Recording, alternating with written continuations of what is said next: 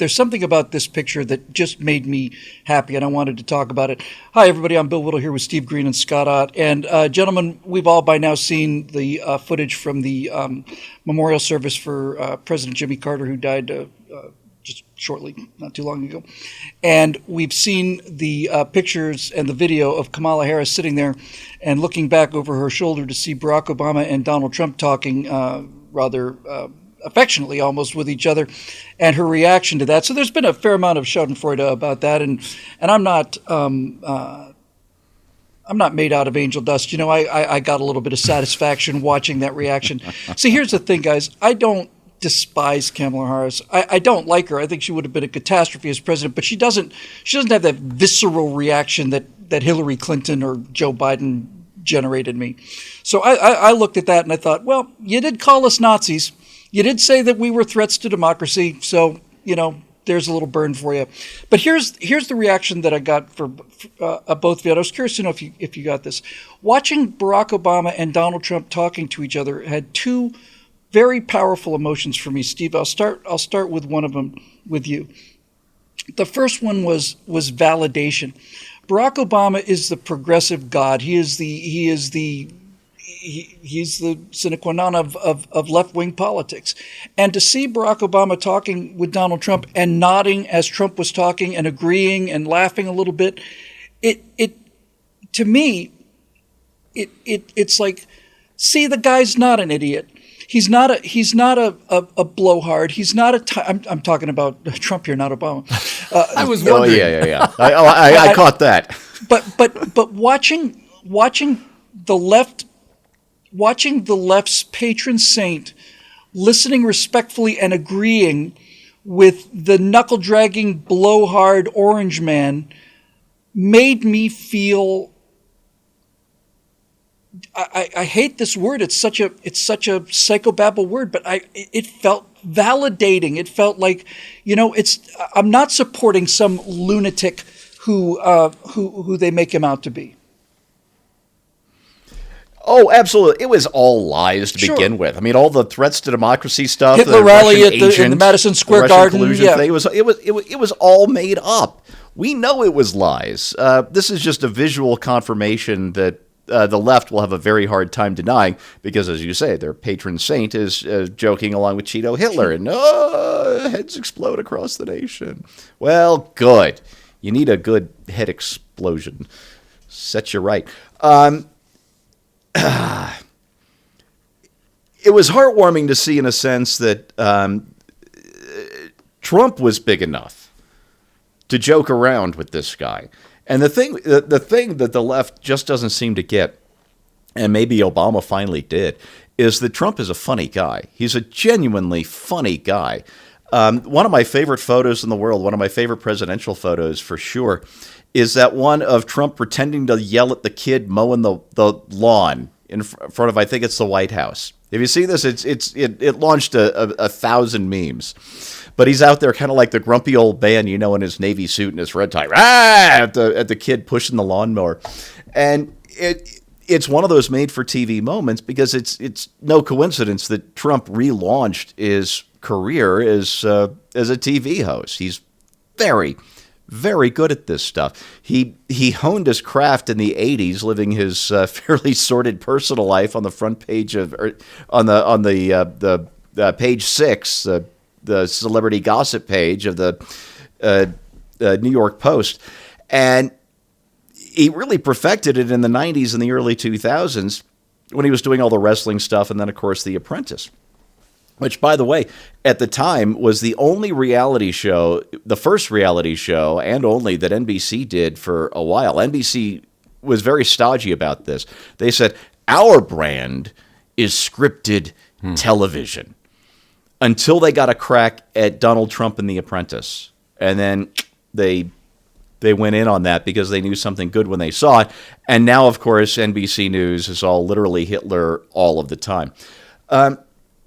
Somebody, I don't know who, must have taken Obama aside after the Carter funeral, however, because the news just came out, I think this morning, we're taping this on Tuesday afternoon now, that Obama will not be attending the Trump inaugural, as is the tradition for living and healthy former presidents. That's a shame.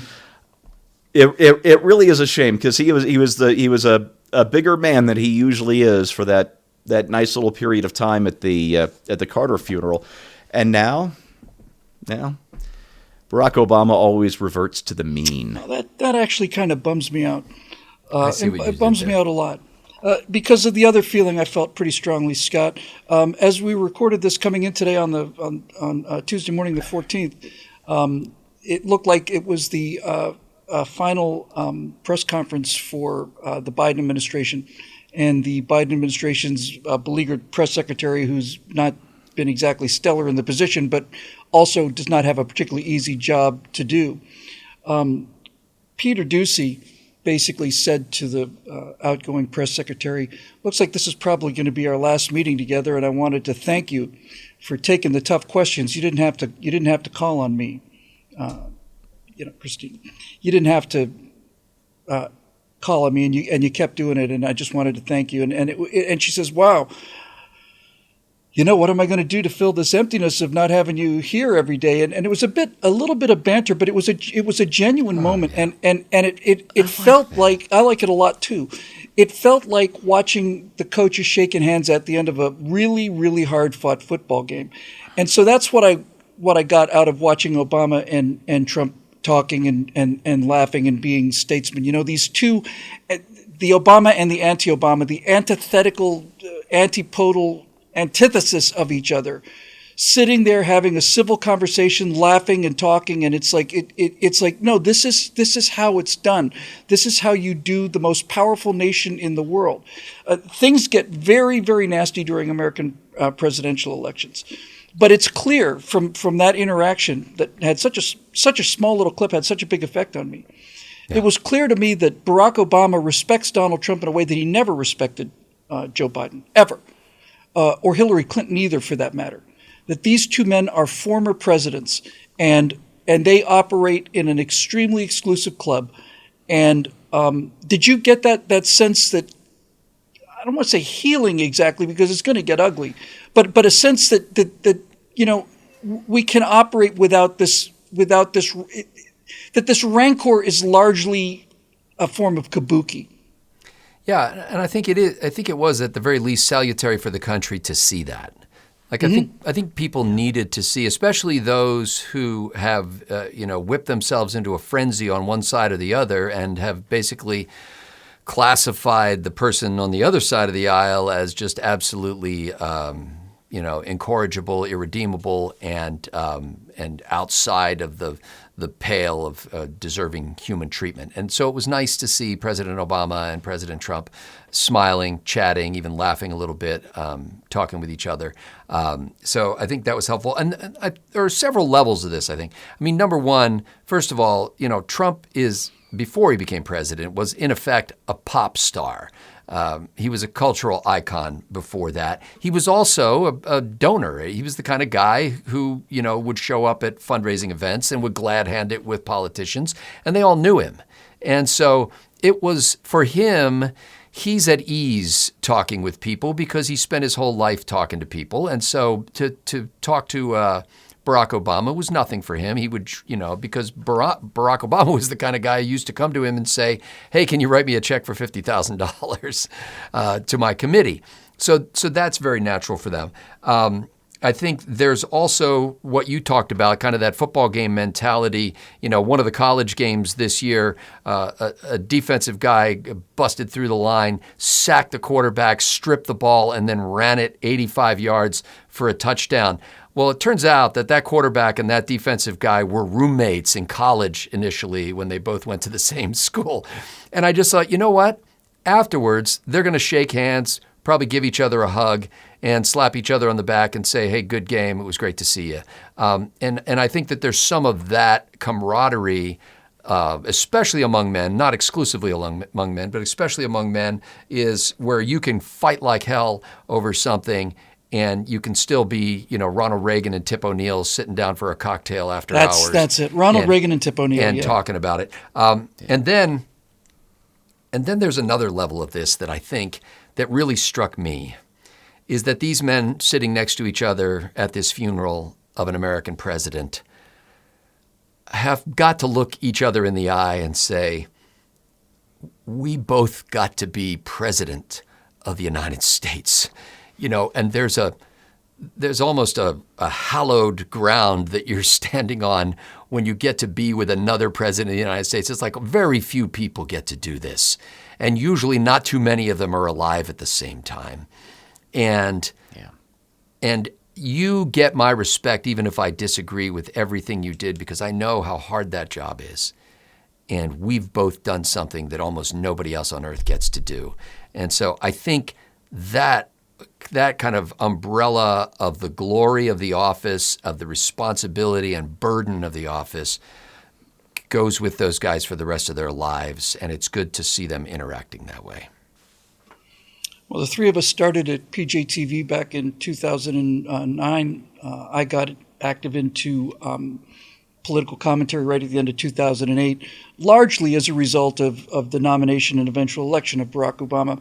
So having done no less than 100 live Tea Party events in terms of public speaking, my entire career has been opposed to this guy and everything that he represents. And I think it's not unfair to say that Joe Biden's administration was Obama's third term, and clearly Joe Biden was not running the show for the last 4 years. So all this to say that having spent a fair amount of time talking about and thinking about Barack Obama, this was the only time I ever can remember seeing Barack Obama and actually liking the guy.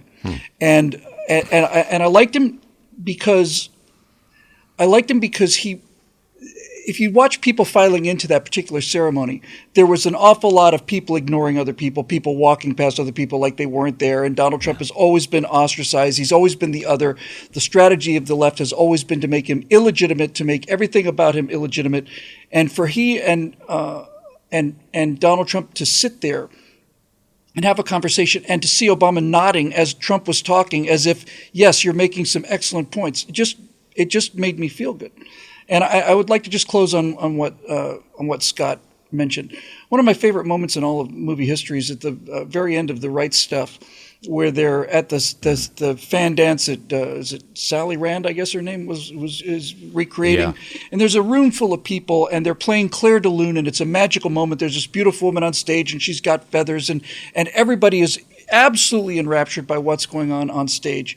And I forget which astronaut it is. It might have been Shepard, but he looks across the room and he catches Grissom's eye, and the two just look at each other, and it's no longer about the woman on the stage anymore. And then they glance over and they look at a third guy, and then all 7 of these astronauts are in the middle of this magical public moment, and they are connected by their glances and their nods, because of all of the thousands of people in that enormous room, there's only 7 of them that had to put their own butts on a giant pile of explosives and ride that sucker into space. They are alone in the crowd because they are members of a very, very small fraternity of people who do the actual dangerous, difficult work of risking their own lives. There's only one person on that Mercury program that's risking his life when it's time to launch that rocket.